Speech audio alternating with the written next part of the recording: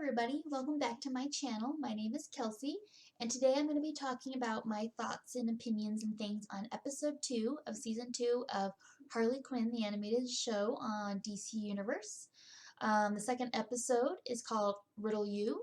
This will be a spoiler-ish filled review episode, so keep that in mind before you watch. Please go watch the show first. If not for anything, just to watch the show. Please go watch the show first, because it's amazing. Alright, well, I like where we start off with this episode for sure. Things are not good for the gang right now. Things are kind of not great. They do not have power. They do not have clean water. They're living in darkness, lit by the lights of candles made from dead zebra fat. So things are rough right now. And the gang has to figure out a way to be able to remedy the situation and get in a better situation. They do figure out that the Riddler has power. At Riddle University is a place that he has started. He has taken over the university, and it is now his to run and the way that he likes, to the chagrin of probably some of his students, because Riddler is kind of an insane person. So I'm sure it's not working out very well, particularly for one student, which I will talk about in a little bit. So they have to go and figure out how he gets power. They want to take out the Riddler anyways because Harley's pissed at him for what he did to her last episode, which I can relate. I don't want to be frozen in a block of ice either. So she's justified, in my opinion, with her urge for revenge a little bit. So they do go to the university. Before that, one of my favorite lines in the entire episode is Harley super excited going back to college. She's like, yeah, I hope you have your HPV vaccination because we are going to college.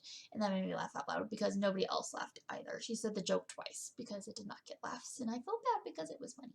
Harley, it was funny.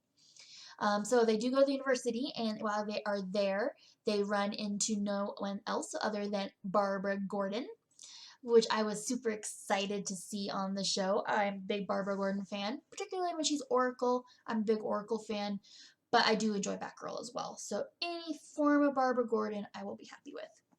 So Barbara's a college student right now, and she's at the university before it became the Riddler's domain. So she's not thrilled that it's now the Riddler's domain. And I don't blame her. I mean, I like the Riddler. He is one of my favorite DC villains, but I don't want him to be running a college I'm going to. That's not ideal.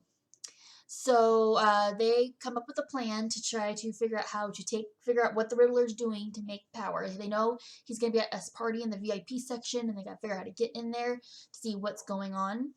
All along the way with this, they bring Clayface with them, who is now Stephanie.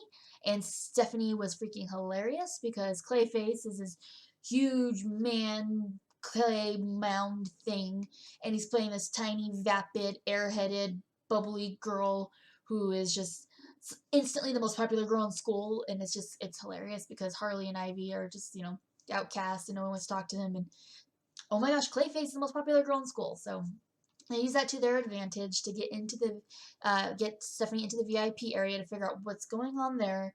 Long story short, Riddler has people on hamster wheels running like crazy to power his university, which, to be fair, is a solid technique. I mean, they're doing it against their will, but you could have come up with a system that was fair where it was like, okay, for 1 hour a day, you're going to run on the hamster wheel, taking turns to power up this area as a community. That's the superhero way of handling things. Not the way Riddler does, though. You are a slave, and you are going to run or get shocked to be able to power up the university. So that's what's happening. And poor Stephanie is roped in of having to run in the hamster wheel as well. And then, of course, Ivy and Harley get captured, and they're also shoved in hamster wheels to run and power the university. But that's fine, because guess who's going to come and save the day?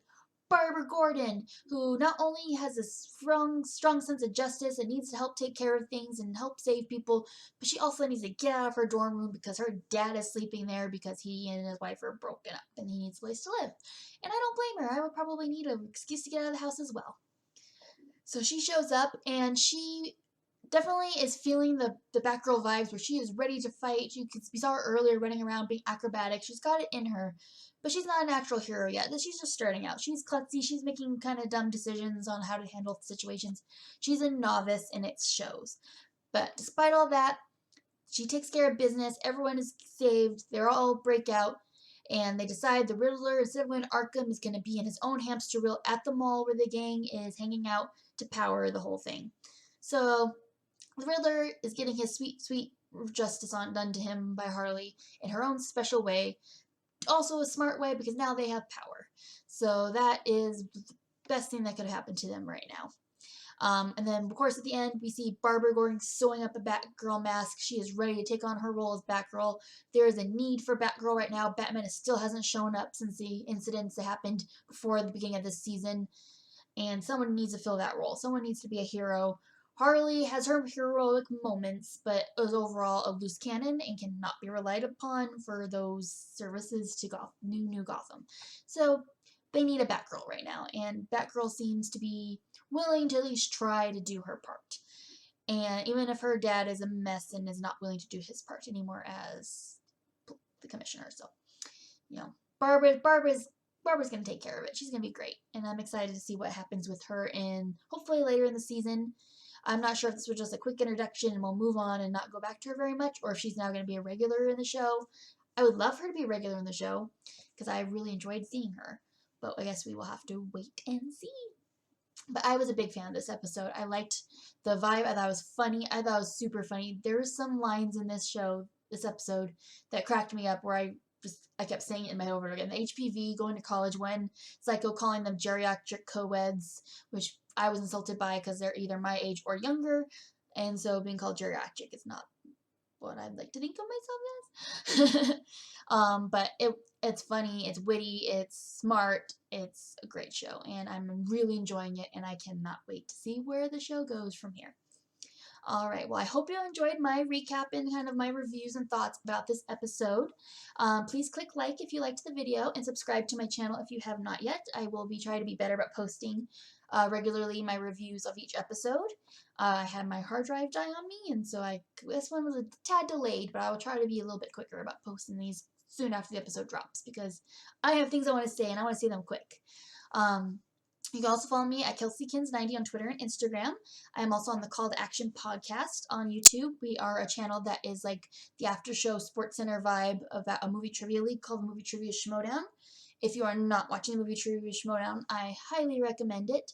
Sports are canceled right now. If you are dying for some competitive spirit and a team to cheer for, some villains, some heroes, you should watch the Schmodown. So find the Schmodown Entertainment Network and subscribe to that. I highly recommend it.